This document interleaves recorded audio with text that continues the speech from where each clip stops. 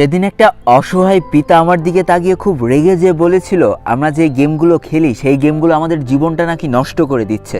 এই কথাটা শোনার পর একটু রাগও হয়েছিল, আবার একটু কষ্টও পেয়েছিলাম।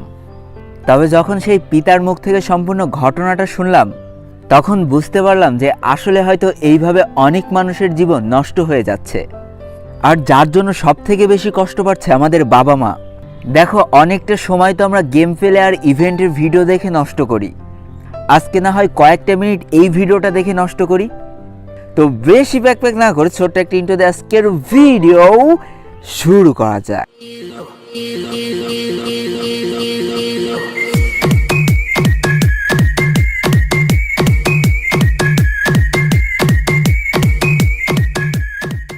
সেদিন আমি আর আমার বন্ধু ক্রসিংয়ের পরে রিকশায় করে বাসায় আসছিলাম। আর রিকশা চালকটা বেশ বয়স্ক একটা মানুষ ছিল। আমি আর আমার বন্ধু ফ্রি ফায়ার গেমটা নিয়ে আলোচনা করতে করতে বাসায় আসছিলাম। আমরা দুইজন তো একই সাথে গেমটা খেলি, তাই ওকে আমি বলছিলাম যে আজকে কখন থেকে খেলা শুরু করবি। আমার বন্ধু আবার গেমের পিছনে বেশ ভালোই টাকা খরচ করে, তাই আমি আবার ওকে বলছিলাম যে নতুন কোবরা ইভেন্ট আসছে, কত টাকা খরচ করবি দোস্ত? মোটামুটি ভালো টাকা তো লুটে নেবে। ঠিক এমন সময় ওই মুরব্বীর রিক্সাওয়ালাটা একটু মাথাটা ঘুরিয়ে আমাদের কাছে জিজ্ঞাসা করলো যে, বাবা তোমরা যে এই গেমটা খেলো সেই গেমটা খেলতে গেলে কি কথা বলা লাগে? তো আমি বললাম, হ্যাঁ আঙ্কেল, এই গেমটা খেলতে গেলে বেশ কথা বলা লাগে, যত কথা বলা যায় তত এই গেমটার মজা নেওয়া যায়। তারপরে সেই রিক্সাওয়ালাটা আবার আমার কাছে জিজ্ঞেস করলো যে এই গেমটার পিছনে কি টাকা খরচ করতে হয়? তো আমি বললাম, হ্যাঁ আঙ্কেল, যদি ইচ্ছা করা হয় তাহলে এই গেমটার পিছনে প্রচুর টাকা নষ্ট করা যায়। তখন সেই রিক্সাওয়ালাটা একটু রেগে গিয়ে আমাদের দিকে তাকিয়ে বলল যে, বাপ তোরা যে গেমটা খেলছিস সেই গেমটা যে তোদের জীবনটা ধ্বংস করে দিচ্ছে, তোরা কি তা বুঝতে পারিস?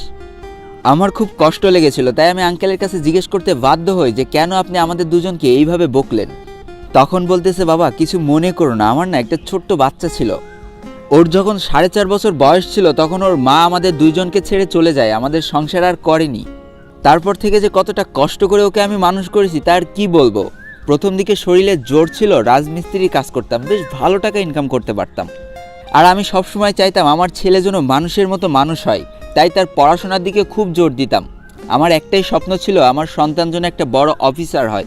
সৃষ্টিকর্তার কাছে আমি যা চেয়েছি সৃষ্টিকর্তা আমাকে তাই দিয়েছিল। আমার সন্তানের ব্রেন যে এত ভালো ছিল বাবা, সে আর কি বলবো। ছোটবেলা থেকে মা হারা ছেলেটা আমার, সবসময় চেষ্টা করতাম মার অভাবটা পূরণ করার। সে আমার যত কষ্টই হোক, সারাদিন কত পরিশ্রম করেছে আমার সন্তানটাকে একটু মানুষের মতো মানুষ করার জন্য। বিশ্বাস করো, বড় ওয়ান ছোট ওয়ান প্রত্যেকটা ক্লাসে আমার সন্তানের রোল 1, 2, 3-এর মধ্যে থাকতো। যখন বছর শেষে রেজাল্ট দিত আমি তো কিছু বুঝতাম না, পাড়ার ছেলে মেয়েদের দেখাতাম, সবাই বলতো আমার ছেলে নাকি পুরো ফাটাই দিয়েছে, অনেক ভালো রেজাল্ট করেছে। এই কথাটা যখন শুনতাম তখন গর্বে আমার বুকটা ফুলে উঠতো। এই করতে করতে আমার ছেলেটা ক্লাস 8-এ উঠে গেল। এদিকে আমার শরীরটাও একটু অসুস্থ হয়ে পড়লো, তাই আমি আর রাজমিস্ত্রির কাজ করতে পারতাম না। তাই কিছু টাকা জমানো ছিল, সেই টাকা দিয়ে একটা রিক্সা কিনলাম। অটো রিক্সা কিনতে পারিনি বাবা, অটো রিক্সা তো মেলা দাম, তাই পায়ে চালিত রিক্সা কিনলাম। তারপরে বাবা রাজমিস্ত্রির কাজটা ছেড়ে দিয়ে এই রিক্সাটা চালানো শুরু করলাম। আগে যেখানে 500 টাকা ইনকাম হতো এখন সেখানে 250-300 টাকা করে ইনকাম হয়। তারপরে আমার সন্তানকে আমি কখনো বুঝতে দিইনি, সর্বোচ্চ চেষ্টা করেছি তাকে ভালো রাখার। এদিকে সবাই বলতেছে 8-এ নাকি আবার কি বোর্ড পরীক্ষা হয়। সারাদিন রিক্সা চালায়ে সন্তানের উপরে প্রচণ্ড খেয়াল রাখতাম যাতে আমার সন্তানটা এই বোর্ড পরীক্ষায় ভালো রেজাল্ট করে। এই করতে করতে বোর্ড পরীক্ষাটা শেষ হয়ে গেল, একদিন রেজাল্টও দিয়ে দিল। ওই দিন সবার মুখে শুনেছিলাম আমার ছেলে নাকি সব থেকে ভালো রেজাল্ট করেছে আমাদের এলাকার ভিতরে। ওই দিন আমার সন্তানকে জড়িয়ে ধরে অনেক কেঁদেছিলাম বাবা। মনে করেছিলাম আমি হয়তো সফল একজন বাবা, আমি হয়তো আমার সন্তানকে সর্বোচ্চ চেষ্টা করে মানুষের মতো মানুষ করতে পারছি। বিশ্বাস করো বাবা, সারাদিন এই কঠোর পরিশ্রম এক চান্সে দূর হয়ে যেত যখন বাসায় যেয়ে দেখতাম আমার সন্তানটা পড়াশোনার জন্য বই নিয়ে বসে আছে। ছেলে তো বোর্ড পরীক্ষায় ভালো রেজাল্ট করেছে, তাই স্কুলের সকল স্যার ম্যাডামরা বলল তাকে সায়েন্স দিয়ে দিতে। বাবা, একটা সন্তানকে সায়েন্সে পড়াতে গেলে যে কি খরচ সে শুধু সেই বাবা মাই জানে যে তার সন্তানকে সায়েন্সে পড়ালেখা করায়। 3-4টে স্যারের কাছে পড়াতে হতো, কি করে যে টাকা জোগাড় করতাম আমি নিজেও জানতাম না। এমন অনেক দিন গেছে যেখানে আমি সারাদিন না খেয়ে সেই টাকা জমিয়ে আমি আমার সন্তানের স্কুল কলেজে দিয়ে এসেছি।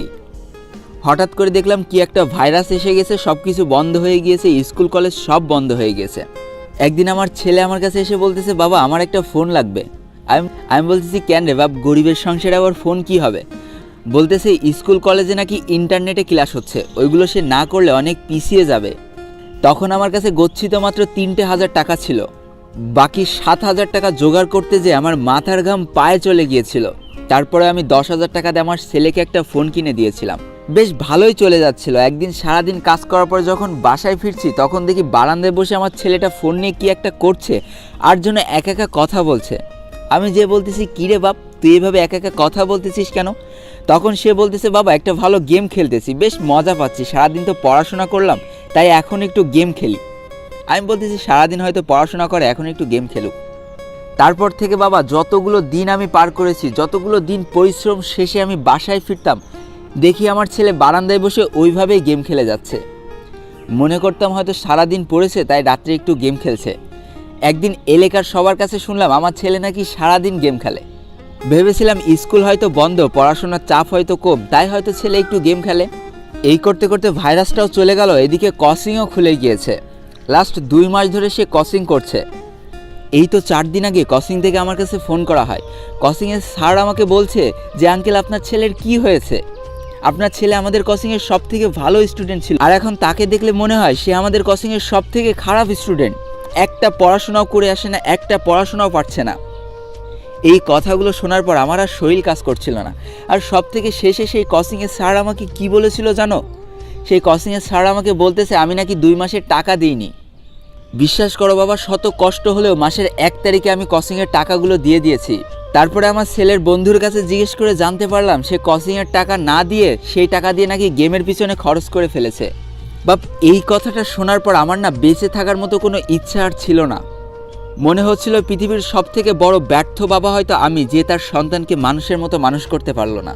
বা 3 থেকে 4 কিলোমিটার রিক্সায় করে যদি কাউকে বয়ে নিয়ে যাওয়া হয়, সেইখানে 10টা টাকা পাওয়া যায়, তাহলে বোঝো বাপ কতটা কষ্ট 1 কিলোমিটার রাস্তা যদি রিক্সা চালাও তুমি। রক্ত বিক্রি করে টাকা ইনকাম করাও না এর থেকে অনেক সহজ। আমার ছেলেকে আমি অনেক ভালোবাসি, তাই ওকে আমি কিছু বলতে পারিনি বাবা।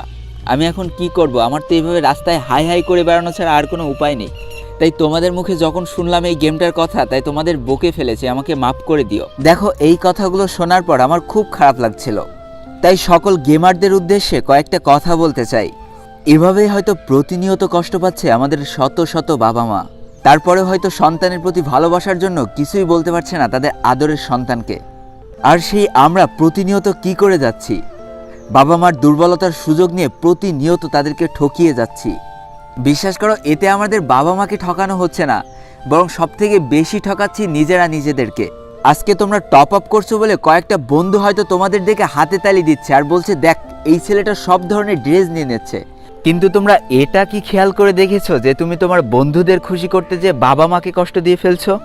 কিন্তু বিশ্বাস করো, তুমি সব থেকে বেশি পস্তাবা কখন জানো? যখন দেখবা এই গেমটা খেলতে তোমার আর একদম ভালো লাগতেছে না। আজ থেকে 3 থেকে 4 বছর পর এই গেমটা খেলতে তোমার সব থেকে বেশি ঘৃণা লাগবে। তখন যখন মনে পড়বে যে বাবা মার কত ঠকিয়ে তুমি এই গেমের পিছনে টপ আপ করে টাকা নষ্ট করেছো, তখন সেই পাপবোধটা, তখন সেই কষ্টটা তোমার ভিতরে যে পরিমাণ কাজ করবে তার তুমি কখনোই ভুলতে পারবা না। কারণ বন্ধুরা, কোনো গেম কিন্তু চিরদিন স্থায়ী হয় না। এই গেমটা আজকে তোমার কাছে সব থেকে বেশি ভালো লাগছে, একদিন দেখবা এই গেমটা তোমার কাছে সব থেকে বেশি খারাপ লাগছে। কিন্তু মাঝখান থেকে এই গেমের পিছনে যে তুমি 3 থেকে 4টে বছর সময় নষ্ট করবা, সেই সময়টা তুমি কোনোদিনও ফিরে পাবা না। ততদিনে দেখতে পারবা তোমার জীবন থেকে বেশ কয়েকটা বছর হারিয়ে ফেলেছ, যেই বছরের ঘাটতি তুমি আর সারা জীবনেও তুলতে পারবা না। দেখবা সেদিনও সেই বন্ধুগুলো তোমাকে টপ আপ করা দেখে যারা তালি দিত, তারা আজও তোমার অসহায় অবস্থা দেখে তালি বাজাচ্ছে। তোমরা না তোমাদের লোল ভাইয়াকে ভালোবাসো? বিশ্বাস করো, তোমাদের এই লোল ভাইয়ার গেমের জন্য জীবনে কোনো ধরনের প্রভাব পড়েনি। না তার পড়াশোনায় খারাপ হয়েছে, না তার বাবা মা কষ্ট পেয়েছে, না তার চারপাশের মানুষ তাকে খারাপ বলে চেনে। গেমটাকে বন্ধুরা আমি ভালোবাসার অবস্থান থেকে নিয়েছি, গেমটাকে আমার নেশায় পরিণত করিনি। আজকে আমার কথাগুলো তোমার কাছে হয়তো জ্ঞানের বাণী বলে মনে হতে পারে, কিন্তু 3 থেকে 4 বছর পরে মনে হবে ইস, ওই দিন যদি লোল ভাইয়ের এই কথাগুলো মেনে চলতাম তাহলে আজকে আমার এই খারাপ পরিস্থিতির সৃষ্টি হতো না। তাই আজকে সকলে মিলে আমরা একটা শপথ করব, প্রথমে আমাদের একটা ভালো মানুষ হতে হবে, তারপরে যে ভালো একটা গেমার হতে পারবো, ভালো একজন জাতিতে পরিণত হতে পারবো, ভালো একজন ছাত্র হতে পারবো। আর তারপরেও যদি মনে হয় আমি সব কিছু ঠিক রেখে অবসর টাইমে গেম খেলছি এবং তারপরেও আমার বাবা মা আমাকে বকছে, তাহলে তোমার বাবা মার সাথে আমি নিজে কথা বলবো, তাদেরকে আমি বোঝাবো যে গেম খেলাটা কোনো অপরাধ না। তাই বন্ধুরা, আজকের ভিডিওটা এই পর্যন্ত ছিল। ভিডিওটি ভালো লাগলে অবশ্যই একটা লাইক করে ফেলো, কমেন্ট করো, বন্ধুদের কাছে শেয়ার করে দিও। আর যদি আমার চ্যানেলে নতুন হয়ে থাকো, চ্যানেলটিকে সাবস্ক্রাইব করে পাশে থাকা বেল আইকনটায় ক্লিক করে ফেলো আর আমাদের এই সুখী পরিবারের একজন মেম্বার হয়ে যাও। আজকে আমি বিদায় নিচ্ছি টুয়েলভ গেমারের পক্ষ থেকে। ততক্ষণ সবাই সুস্থ থেকো, ভালো থেকো, আর তোমাকে একটা যে মানুষগুলো ভালো আছে তাদেরকে অনেক ভালো রেখো। Tata, bye bye.